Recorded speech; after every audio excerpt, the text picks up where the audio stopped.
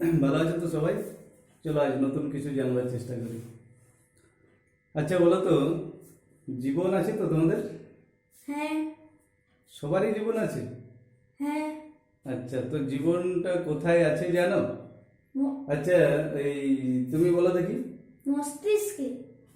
আচ্ছা, মস্তিষ্কে আমাদের জীবন আছে, তুমি কি বলছো? কিডনিতে। কিডনি। আচ্ছা, তারপরে তুমি বলো। পাকস্থলী। পাকস্থলী। পাকস্থলী মানে আমাদের পেটে, পেটে জীবন আছে। আচ্ছা, তুমি কি বলছো? হৃৎপিণ্ডে। হৃৎপিণ্ডে জীবন আছে। আচ্ছা, তারপর তুমি?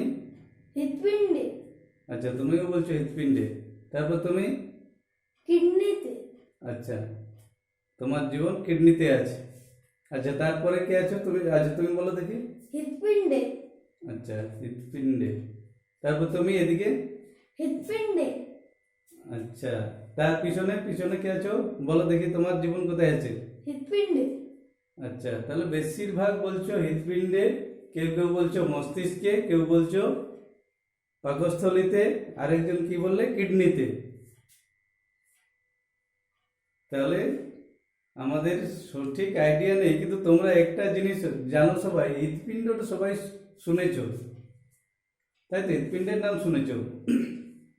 অনেকেই তো বলছো হৃৎপিণ্ডেই আছে জীবন। তো একটা জিনিস বলে দিই যে জীবন আমাদের শুধু হৃৎপিণ্ডে নেই।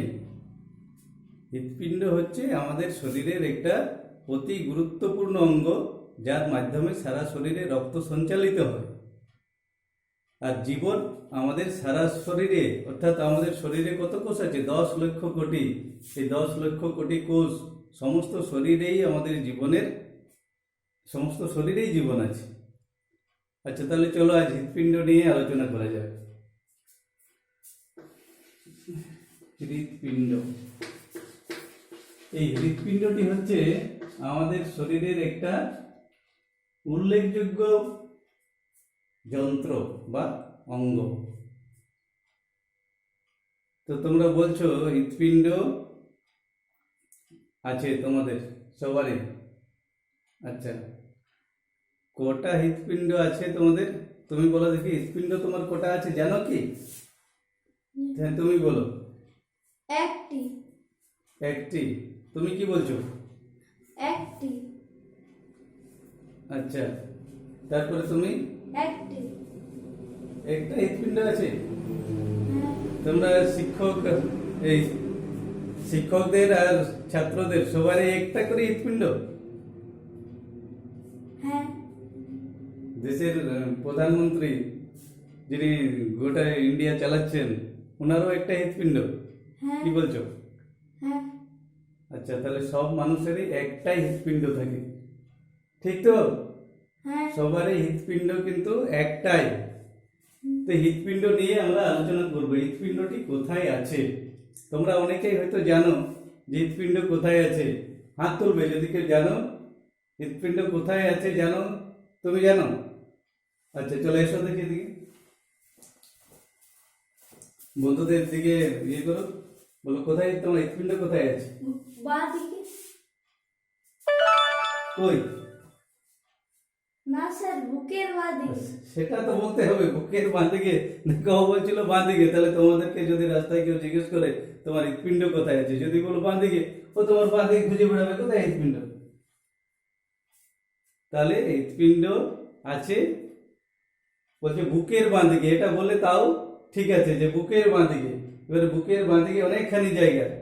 তাহলে আজকে আমরা জানবো যে হৃৎপিণ্ড কোথায় আছে আর হৃৎপিণ্ডের গঠন। তা আমাদের বুকের মাঝখানে, সবাই তোমরা ছুঁয়ে দেখো, বুকের মাঝখানে একটা হাড় আছে তো, শক্ত হাড় আছে। এই হাড়টার নাম বক্ষাস্থি বা স্টারনাম। কি বললাম? বক্ষাস্থি বা স্টারনাম। একেবারে বুকের মাঝ বরাবর একটা হাড় আছে, এই হাড়টার নাম বক্ষাস্থি বা কি বললাম? স্টারনাম। স্টারনাম। বক্ষাস্থি বা স্টারনাম। স্টারনাম। আর ঠিক এর উল্টো দিকে, এদিকে ঘুরো, এখানে মেরুদণ্ডের, এটাকে আমরা শির দাঁড়া বলি তো, এই শির দাঁড়া আছে ঠিক মাঝ বরাবর। তাহলে সামনের দিকে স্টারনাম বা বক্ষাস্থি আর পিছনের দিকে শির দাঁড়া, এর মাঝখানে আমাদের হৃৎপিণ্ড আছে। তো হৃৎপিণ্ডের এদিকে ঘুরে যাও, বন্ধুদের দিকে ঘুরো। হৃৎপিণ্ড বুকের মাঝখানে কি বললাম, বক্ষাস্থির নিচে হৃৎপিণ্ড অবস্থান করে। আর হৃৎপিণ্ডের একটা বড় অংশ এই বাঁ দিকে একটু তির্যক ভাবে হেলে আছে, তাই আমরা সাধারণত বলে থাকি যে বুকের বাঁ দিক ঘেঁষে হৃৎপিণ্ড আছে। ঠিক হলো? ধারণা ক্লিয়ার তো? বুকের মাঝখানের হাড়টার নাম হলো বক্ষাস্থি, আর পিছনের দিকে আছে শিরদাঁড়া। এই দুটোর মাঝে হৃৎপিণ্ড আছে। হৃৎপিণ্ডের বেশ খানিকটা অংশ বাঁ দিকে হেলে থাকে বলে আমরা বলে থাকি যে বুকের বাঁ দিকে হৃৎপিণ্ড আছে বলে আমরা সবাই বলে থাকি। তো হৃৎপিণ্ডের বেশ খানিকটা অংশ বুকের বাঁ দিকে থাকে। ঠিক আছে, যা বসো। তো আমাদের এই হৃৎপিণ্ডটা কত বড়? 2-3 কিলো সাইজ হবে, মানে ওজন। আমাদের হৃৎপিণ্ডের ওজন 280 থেকে 340 গ্রাম, মনে রাখবেন। 280 থেকে 340 গ্রাম। এটা পুরুষদের হৃৎপিণ্ডের ওজন, আর মেয়েদের হৃৎপিণ্ড হলে একটু ওজনটা কম হয়, 230 থেকে 280 গ্রাম। তাহলে হৃৎপিণ্ডের ওজন 280 থেকে 340 গ্রাম। আর হৃৎপিণ্ডের দৈর্ঘ্য 12 সেন্টিমিটার, প্রস্থ হচ্ছে 9 সেন্টিমিটার, 9 সেমি। 12 সেমি দৈর্ঘ্য, 9 সেমি প্রস্থ। আর হৃৎপিণ্ড 6 সেন্টিমিটার পুরু হয়, 6 সেন্টিমিটার পুরু। এই তিনটা মাপ একটু মনে রাখবে। 12 সেমি দৈর্ঘ্য, 9 সেমি প্রস্থ। ঠিক আছে? তো আমাদের এই হৃৎপিণ্ডকে একটা 4 তলা বাড়ির সঙ্গে তুলনা করা হয়। 4 তলা বাড়ি।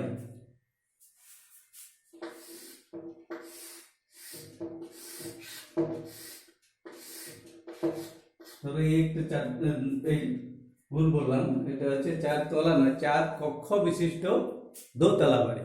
আমাদের হৃৎপিণ্ডকে তুলনা করা হয় 4 কক্ষ বিশিষ্ট দোতলা বাড়ি। তাহলে এটা যদি আমার দোতলা বাড়ি হয়, তাহলে 4টা কক্ষ আছে। এই বাড়িগুলোর এই বাড়িটা থেকে এইদিকে, এই রুমটা থেকে এই রুমে যাওয়ার কোনো রাস্তা নেই। এই বাড়ি থেকে এই রুমে যাওয়ার কোনো রাস্তা নেই। এইখান থেকে এইখানে আসার রাস্তা আছে। আর এই রুম থেকে এই রুমে যাওয়ার জন্য এখানেও রাস্তা আছে।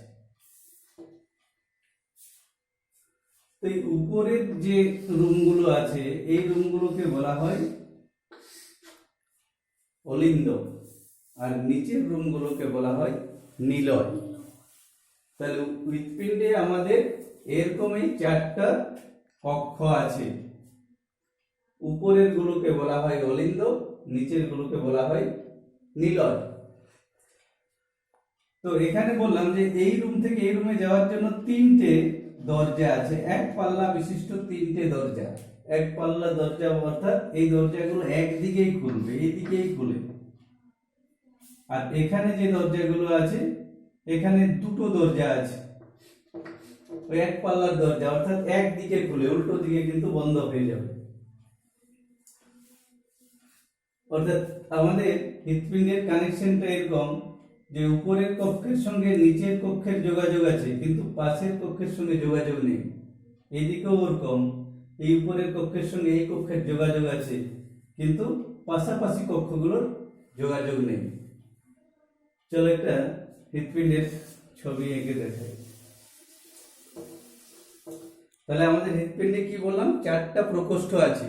তোমরা হৃৎপিণ্ডের ওজনও জেনে গেলে। এরপর আমরা দেখবো হৃৎপিণ্ডকে যদি কেটে দেখা হয় তাহলে হৃৎপিণ্ডের ভিতরে কেমন দেখতে হবে। তাহলে একটা হৃৎপিণ্ডের ছবি আঁকা যাবে।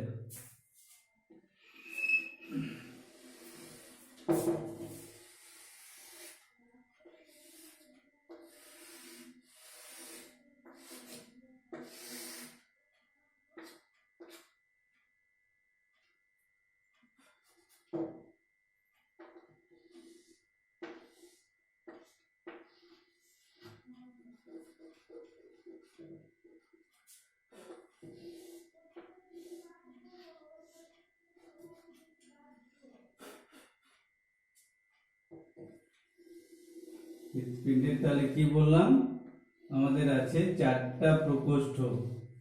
এই 4টা প্রকোষ্ঠের মাধ্যমে 4টা প্রকোষ্ঠে রক্ত পূর্ণ হয়। বিভিন্ন সময়ে এখানে রক্ত আসে, কোন দিক থেকে রক্ত আসে, কিভাবে যায়, আমরা একটু আলোচনা করব।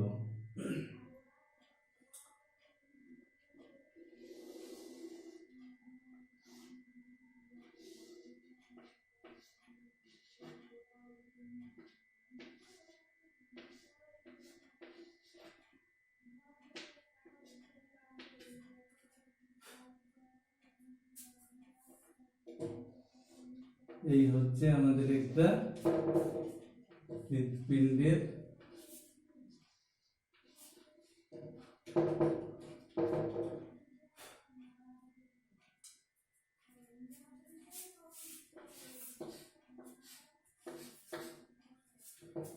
মোটামুটি একটা হৃৎপিণ্ডের ছবি আঁকলাম। এবার কোনটা কি একটু বলে দিই। এটা হৃৎপিণ্ডের, এটাকে বলা হয় ডান অলিন্দ।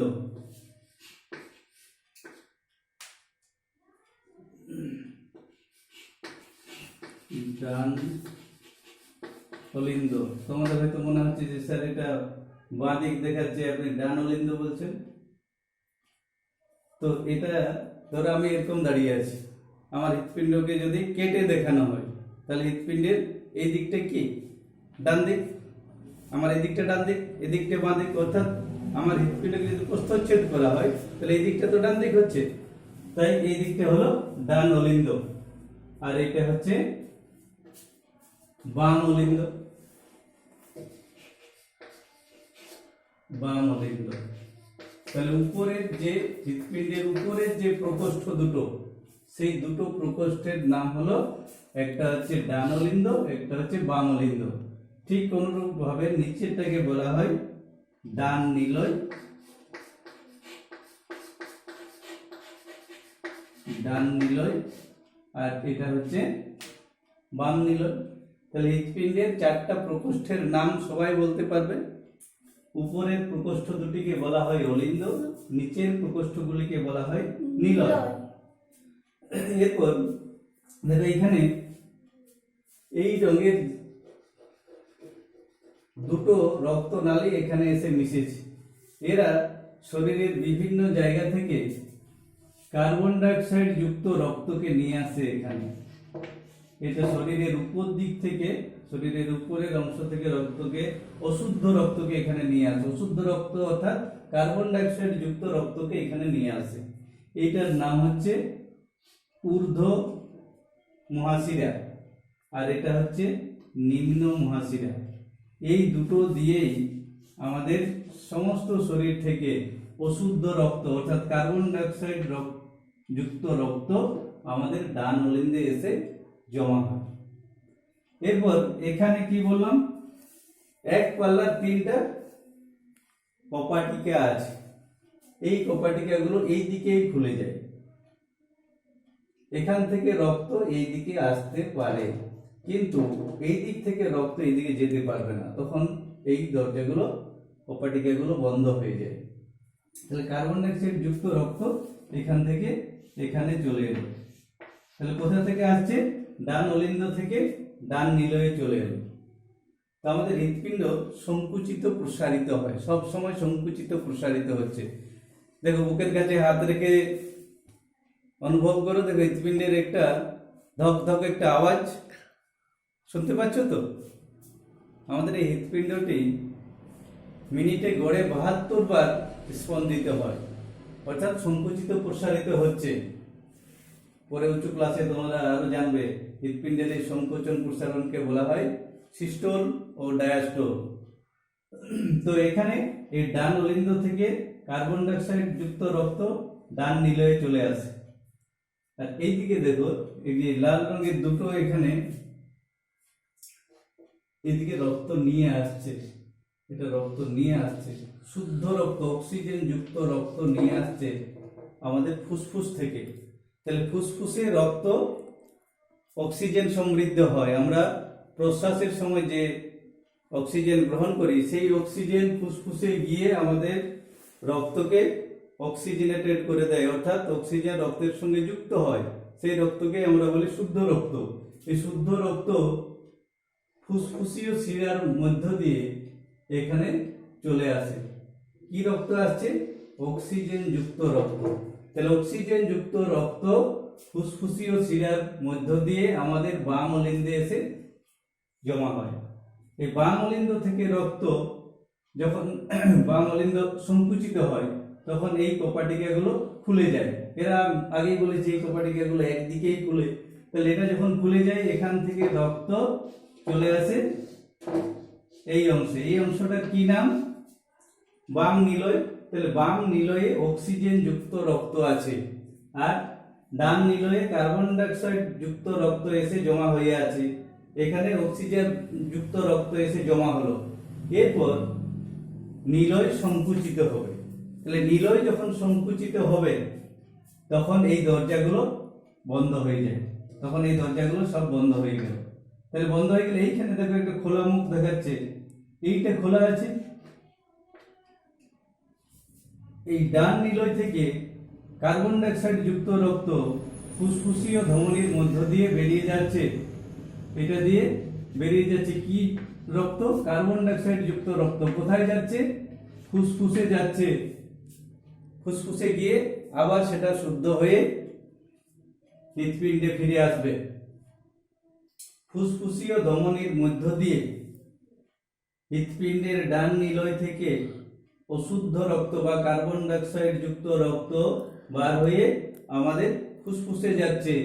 ফুসফুসে গিয়ে সেখানে আবার অক্সিজেন যুক্ত হয়ে ফুসফুসীয় শিরার মধ্য দিয়ে এসে আমাদের বাম অলিন্দে এসে পৌঁছাবে।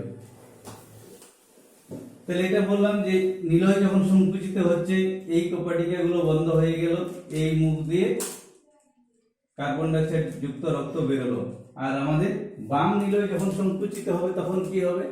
তখন এই বাম নিলয়ের বাম অলিন্দ আর বাম নিলয়ের সংযোগ স্থলে যে কপাটিকাগুলো ছিল এই কপাটিকাগুলোর নাম দ্বিপত্র কপাটিকা।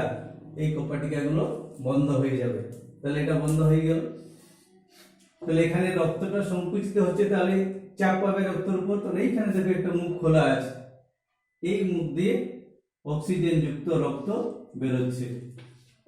অক্সিজেন যুক্ত রক্ত এটা দিয়ে বেরিয়ে এটাকে বলা হয় মহাধমনী। এই মহাধমনীর মধ্য দিয়ে বাম নিলয় থেকে রক্ত অক্সিজেন যুক্ত রক্ত বেরিয়ে আমাদের সারা শরীরে ছড়িয়ে পড়ে। ঠিক তো? এইটা একটু ভালো করে কয়েকবার বারবার পড়বে। আর আরেকবার ঝালিয়ে নি যে হৃৎপিণ্ডের তাহলে প্রকোষ্ঠ কটা? 4টা প্রকোষ্ঠ। উপরের প্রকোষ্ঠগুলোকে বলা হয় নিলয়, এই অলিন্দ, আর নিচের প্রকোষ্ঠগুলোকে বলা হয় নিলয়। এটা হচ্ছে ডান অলিন্দ, এটা হচ্ছে বাম অলিন্দ। ঠিক তার নিচেই আছে ডান নিলয় আর বাম নিলয়। তাহলে হৃৎপিণ্ডের 4টা প্রকোষ্ঠ। প্রকোষ্ঠগুলি উপরের প্রকোষ্ঠ দুটির নাম অলিন্দ, নিচের প্রকোষ্ঠগুলির নাম নিলয়। আরেকটা জিনিস এখানে বলতে ভুলে গেছি, এই কপাটিকাগুলোর নাম ছিল ত্রিপত্র কপাটিকা। হৃৎপিণ্ডের ডান অলিন্দ ও ডান নিলয়ের সংযোগ স্থলে থাকে ত্রিপত্র কপাটিকা। ঠিক আছে? হৃৎপিণ্ডের ডান অলিন্দ ও ডান নিলয়ের মাঝখানে থাকে ত্রিপত্র কপাটিকা, আর বাম অলিন্দ ও বাম নিলয়ের মাঝখানে থাকে দ্বিপত্র কপাটিকা। এই হলো আমাদের হৃৎপিণ্ডের ভিতরের গঠন। চলো এবার একটা হৃৎপিণ্ড তোমাদেরকে দেখাই।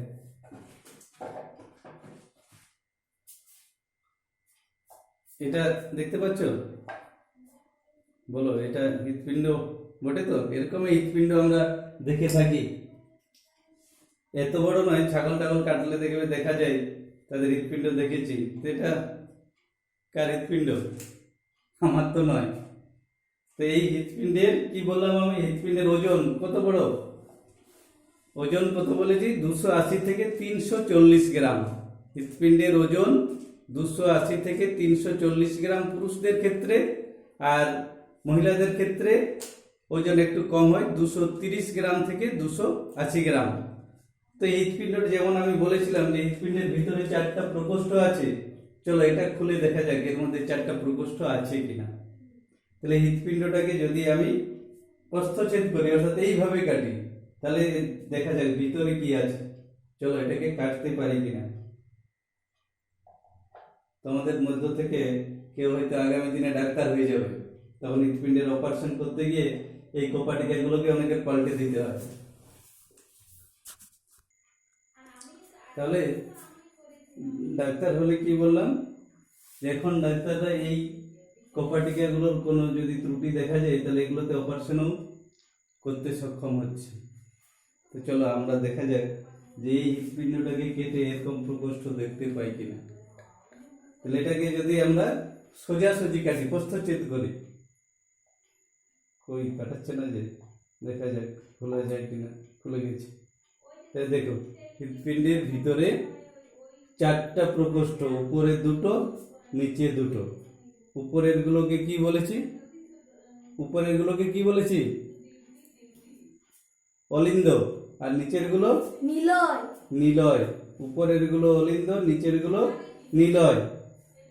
আর এই যে এখানে দেখো ভিতরে যেটা আমি দেখাচ্ছিলাম যে এখানে 3টে কোপাটিকা আছে, ট্রাইকাসপিড কোপাটিকা বা ত্রিপত্র কোপাটিকা। এইখানে ত্রিপত্র কোপাটিকা থাকে, ত্রিপত্র কোপাটিকা এখানে থাকে। আর এইদিকে যেটা বললাম বাম অলিন্দ, বাম অলিন্দ ও বাম নিলয়ের মাঝখানে থাকে দ্বিপত্র কোপাটিকা। এখানে দ্বিপত্র কোপাটিকা আছে। তাহলে হৃৎপিণ্ডের ভিতরের প্রকোষ্ঠগুলো দেখতে পাচ্ছ তো ভালো করে? তাহলে এই হলো আমাদের হৃৎপিণ্ড। খুব ওজন খুব বেশি নয়, কত বললাম? 280 গ্রাম থেকে 340 গ্রাম।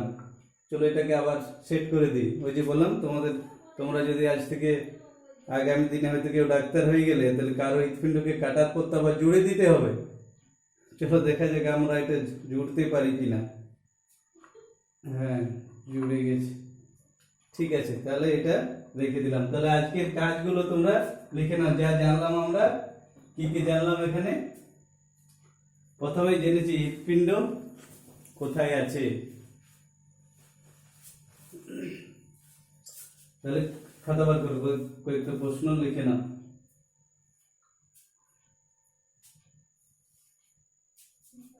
প্রথম থেকে বলি, হৃৎপিণ্ডের কি বলেছিলাম প্রথমে? হৃৎপিণ্ডের ওজন কত? হৃৎপিণ্ডের ওজন, মানুষের হৃৎপিণ্ডের ওজন কত?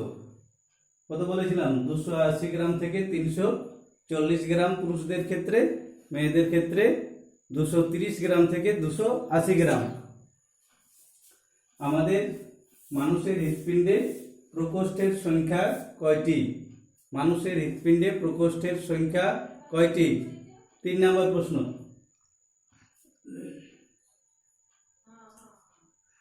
হৃৎপিণ্ডের উপরের প্রকোষ্ঠ দুটিকে কি বলে? হৃৎপিণ্ডের উপরের প্রকোষ্ঠ দুটিকে কি বলে?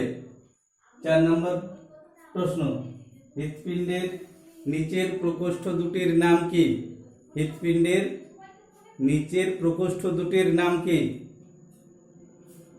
ঠিক আছে। নিম্ন মহাশিরা ও ঊর্ধ্ব মহাশিরা দিয়ে কোন ধরনের রক্ত ডান অলিন্দে আসে? নিম্ন মহাশিরা ও ঊর্ধ্ব মহাশিরা দিয়ে কোন রক্ত, অর্থাৎ কোন প্রকৃতির রক্ত ডান অলিন্দে আসে? ঠিক আছে। আরেকটা লিখো, ফুসফুসীয় শিরা কোন ধরনের রক্ত বহন করে? ফুসফুসীয় শিরা, অর্থাৎ এটা ফুসফুসীয় শিরা কোন ধরনের রক্ত বহন করে? এটা ক্লিয়ার ছবিতেই তো তোমরা বুঝতে পারছো, যে ছবিটা একটু বড় করে দেখাচ্ছি। ফুসফুসীয় শিরা কি আছে এখানে? অক্সিজেন যুক্ত রক্ত নিয়ে আসছে। তাহলে ফুসফুসীয় শিরা কোন ধরনের রক্ত বহন করে? তারপরে প্রশ্ন, ত্রিপত্র কোপাটিকা কোথায় আছে? ত্রিপত্র কোপাটিকা কোথায় আছে? ডান অলিন্দ ও ডান নিলয়ের সংযোগস্থলে। ঠিক তো? আরেকটা প্রশ্ন লিখো, দ্বিপত্র কপাটিকা কোথায় আছে? দ্বিপত্র কপাটিকা কোথায় আছে? ঠিক আছে, এই প্রশ্নগুলির উত্তর তোমরা কালকে বেশ ভালো করে লিখে নিয়ে আসবে। আজকে তাহলে এতটাই থাক, ঠিক আছে, চলো।